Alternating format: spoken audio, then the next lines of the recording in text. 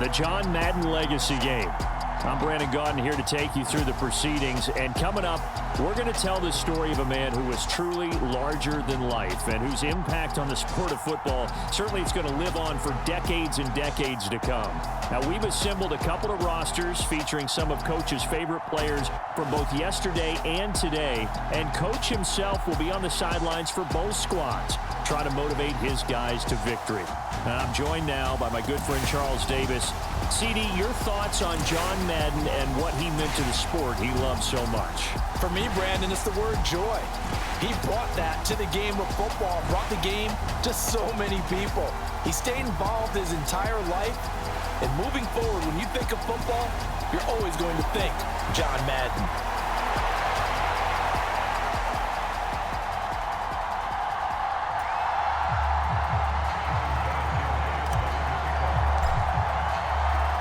One time for old times. What do you say we play some football as we are underway from Oakland in the John Madden Legacy Game? And no run back on the opening kickoff. It'll come out to the 25.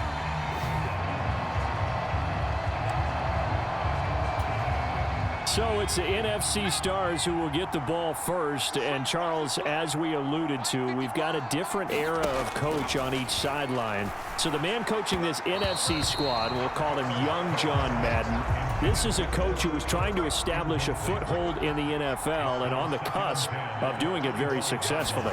Yeah, you think back to that period, those early days as the coach of the Raiders, the late 60s in the AFL and then in the NFL in the early 70s. Coach was a guy who was ahead of his time.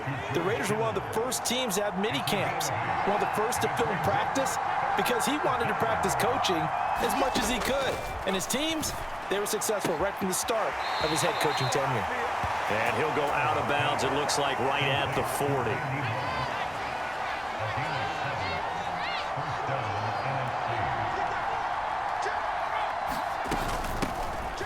On 1st and 10, it's Sanders. And he can only manage to get a couple. 2nd and 8 coming up.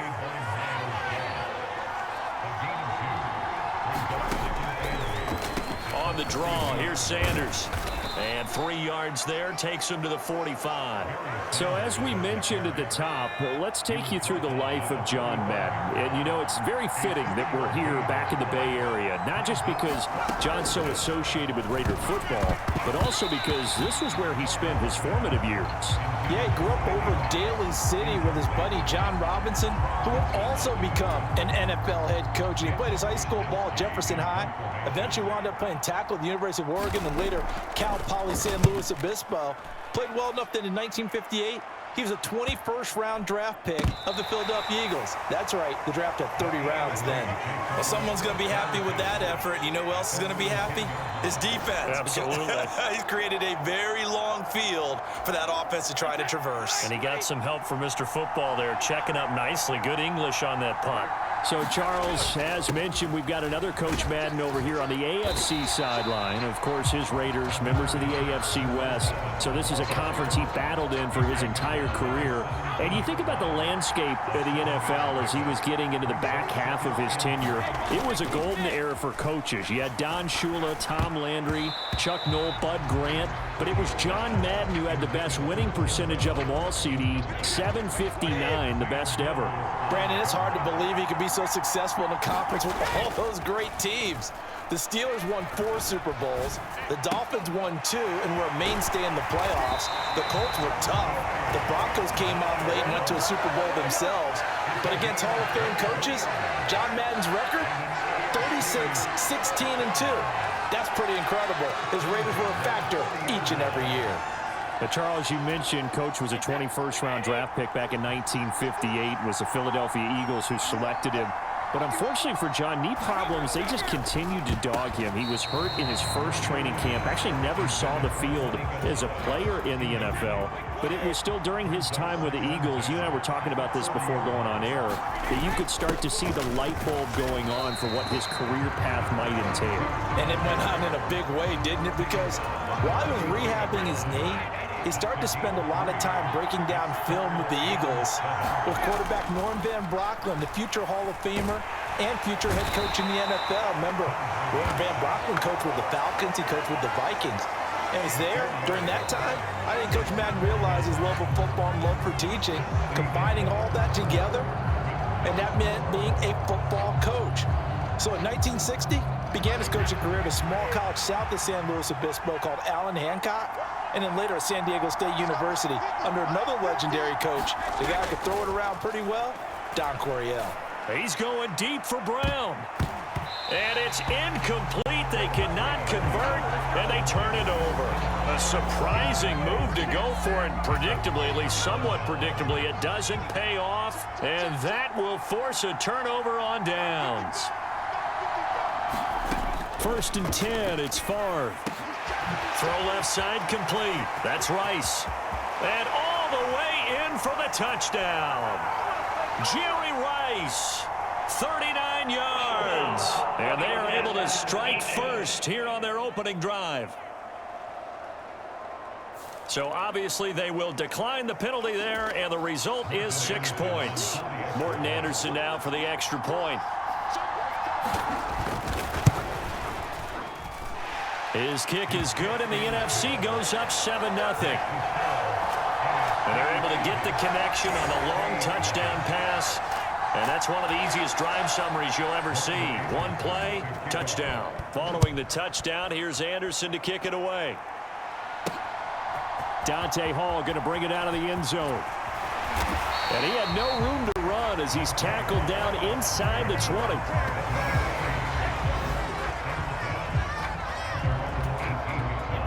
The AFC offense set to take their next drive. As this offense gets ready here for this drive, Charles, you still wonder about that prior drive. Went for it on 4th down in their own territory, didn't get it, and then that led to a touchdown on the other side. And I don't mind the aggressiveness. In fact, I'm usually a huge fan of it, but I just want teams to always weigh risk and reward. To me, too early in this game because the reward just wasn't big enough to go for it there in case they failed. Now the pressure back on their offense to pick themselves up and negate the touchdown that was just given up. Brady now to throw. Got his man complete over the middle. That's Hall. And they'll get it all the way up about 5 yards shy of midfield. But Charles, you know, it was in the early 1960s that a young John Madden made the acquaintance of the owner of the Oakland Raiders, one Al Davis, of course, and the two, they really bonded, would become one of the best owner-coach duos in NFL history. And to take it a step further, Al Davis became someone who John referred to as his best friend. Yeah, in 1967, Brandon, Al Davis hired Coach Madden to be a linebackers coach. Remember, this was still AFL at that point. We had not merged totally with the NFL. And Coach Madden, he paid dividends almost immediately. Helped the Raiders win the AFL title in 1968. And that meant a date with the Green Bay Packers in what was now known as Super Bowl II. But by 1969, at the age of 32, just 32, Brandon, John Madden assumed the mantle of head coach of the Oakland Raiders. And what a ride he, the Raiders, and the NFL were about to go on. Again, they'll throw with Brady. And this one incomplete. Too much contact to hold on to that one, and it's 3rd down. Charles, you talked about John Madden and the Raiders going on a ride. Well, try these numbers on for size. In 10 seasons as a head coach, the Raiders won their division 7 times. They finished second the other 3 times, and he became the youngest coach to amass 100 career regular season victories and is still, to this day, the franchise leader in wins. And when you think about it, that's where that rivalry with Kansas City really took root. As did the expression commitment to excellence. And boy, was it personified by the players who played for Coach Madden. On offense, how about quarterback Kenny Stabler, wide receiver Cliff Branch, wide receiver Fred Biletnikoff, tight end Dave Casper, to name a few. How about those great linemen he had? And how about this, a fake? And he will not make it. They stop him short of the 1st down. Boy, that's asking a lot of your punt team there. They were not able to deliver. It's asking an awful lot of the punt team there because if it's 4th and 4, 4th and 3, you've got a chance, right? That's a manageable distance to try and pick up when you're running a fake. But when that number's actually been in the weight room and it's pumped up like it was, that's difficult to do, all right? So you might even think to yourself, if I left my offense on the field, would they be able to pick that up? You could run a nice play and not get that distance. From the midfield stripe, they'll look to throw. And that is with 2nd and 10. To throw is far. A quick throw knocked away and incomplete. Charles, you think about all the success that John Madden had as an NFL head coach, and he had plenty, and we talked about it, including the 10 straight winning seasons, a Super Bowl title. But like any great coach, he also suffered through a few tough losses along the way as well. And Brandon, those tough losses came in high-stakes games because they always had such great success. Think about it this way. 6 times in his 10 years, the Raiders were knocked out near the AFL championship game or the AFC championship game. But might be a divisional round exit. That's the one that bothered him most of all. Three Rivers Stadium, December 1972. Yes, the Immaculate Reception game. Franco Harris grabbing the ball that was deflected. Almost at his shoe tops, he picked it up and took it in for a game-winning score to give the Steelers a 13-7 victory. And partner, anyone who loves black and silver still doesn't believe that ball hit anyone in black and silver that day, and that play should never have counted. No reason to do anything foolish as they'll snap it one more time on 1st down. And with time running short here, they'll simply take a knee. Well, coming up in the second half, we'll run through John's post-coaching triumphs. But for now, we present a very special tribute to the man of the hour, narrated by Trey Mosley. Here comes Hall. He's going to bring it out. And the decision to come out of the end zone is going to cost him 5 yards as he's taken down right at the 20. The offense for the AFC set to go now. Charles, it'll be interesting to see what adjustments this offense made in the locker room. Haven't really been able to get anything going offensively, virtually nothing in the ground attack either. So certainly something has to change here in quarter 3. And I'm pretty sure their friends from the defensive side of the ball told them exactly that, because those guys, the stop troops, they've been playing pretty well, and they've kept them around in this game. Now, they got some time. The running game struggled in the first half. Opposition knows how to focus on defending the pass here. They've got to re-energize that ground game and maybe open things up for a comeback here in this half. Here's Allen. And not a whole lot of room to operate there on the 1st down run. He gets maybe 3. So now, Charles, to pick up the story we've been telling, John Madden at 42. He just completed a 10-year stint as the coach of the Raiders. He wants to step away a bit from the grind of coaching, but he doesn't want to step away from the game of football. So he ends up signing on with CBS in 1979 to try his hand at broadcasting. And much like his coaching career, he was pretty much an instant success. Partner, he really connected with the people right from the start, and people may not remember, he wasn't even on the #1 team in the beginning. He worked his way. Touchdown! Tim Brown, 39 yards. And the AFC able to draw a bit closer. Vinatieri able to tack on the PAT, and that'll cut it to 3 at 10-7. The drive summary that time, 5 plays. And it ends with an AFC touchdown. And here's Vinatieri now to kick it away after the touchdown. This will be fielded inside the 5. And they will wrangle it down a couple yards shy of the 30. Ready to begin their next drive here, the NFC offense. And maybe some renewed pressure on this unit following the touchdown a moment ago. It's back to a 1-score game. And because of that pressure, because it's now a 1-score game, they know this is where you need to slow the momentum change, because otherwise that could overrun your team. You got to be careful right here. So for Coach Madden, Charles, by 1981, his broadcasting career is really taking off. He's elevated to the network's #1 booth that calls all the big matchups. And he gets the plum assignment of calling Super Bowl 16, 49ers and Bengals, and he's teamed up with Pat Summerall. And that pairing ultimately would go on to be one of the most influential in sports broadcasting history. Influential not just in us listening to them. Remember, they went on and called 8 Super Bowls together. But how they put together kind of the template that all of us broadcasters follow now. Sitting down with the head coaches and the quarterbacks and the stars of each team before a ball game to get extra information. And the way that those two paired together, Pat Summerall, short, concise, to the point, and turned it over to Coach Madden to fill in all the big details. Wisnowski on to punt as he sends this one away. A 40-yard punt, 1 yard on the return, and the AFC will have it 1st and 10 deep in their own territory. The AFC offense set to take their next drive. On play action, it's Brady. And that one not to be. It's incomplete.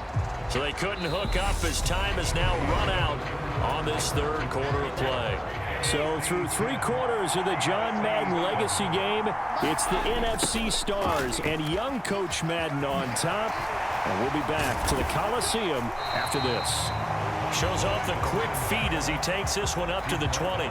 As you mentioned, CD, talking about John Madden, the broadcaster, he called 8 Super Bowls with Pat Summerall, 3 more with Al Michaels later in his career. He spent nearly 3 decades in the booth all told. And not only was he beloved for his mannerisms, we know that, but he was an innovator as well. Yeah, Brandon, you talk about things like the telestrator, which totally became identified with him. And now it's a staple for all analysts to have in the booth. And then you think about things like turducken on Thanksgiving, when he used words like boom and pow. He helped create the all-Madden team. He was a very popular commercial pitch man. And even the Madden Cruiser was unique, and you had to be someone to get a ride on it, too. Now, CD, we did get a little ahead of ourselves talking about John Madden, the broadcaster in the 90s and 2000s, because there was another product during that time period that he became quite famous for, and it's something that you and I know a little bit about, and that's the video game that bears his name. Originally John Madden Football when it was first released back in the late 1980s, and now known the world over simply as Madden. And Coach saw this originally as a way to teach the game of football. The early designs were for a 7-on-7 game, but he said no chance. He would not sign off on it. He wanted to be as realistic as possible. He told him, call me when it's 11-on-11, and he got his wish. Yeah, after that debut, Madden the video game continued to pick up steam through the 90s in a big way, and John himself, many will remember, was a commentator for the series for many years. And now here we are in the 2020s, and this game has sold somewhere in the neighborhood of 150 million copies. And they'll wind up getting this one all the way down inside the 20. So, CD, you look at the accumulation of John Madden's achievements in the world of football, the coaching success, the Super Bowl title, the incredible career as a broadcaster with 12 Emmy Awards, Madden the video game. It was very fitting back in 2006 that John Madden got the call to be enshrined into the Pro Football Hall of Fame. A more deserving person you will not find. He gave an incredible speech on that day, Brandon. So many of his former Raider players were in attendance. He talked about how he envisioned that when the last person turns off the lights in the hall every night, that the bus talk football amongst themselves. And what a discussion that might be. Yeah, he finished his speech by saying, today feels like the second time in my life that I'm being carried off on the shoulders of others. Yet instead of off the field, it's into the Hall of Fame. This has been the sweetest ride of them all. Vinatieri's kick is good, and that will tie this game here in the final minute of play.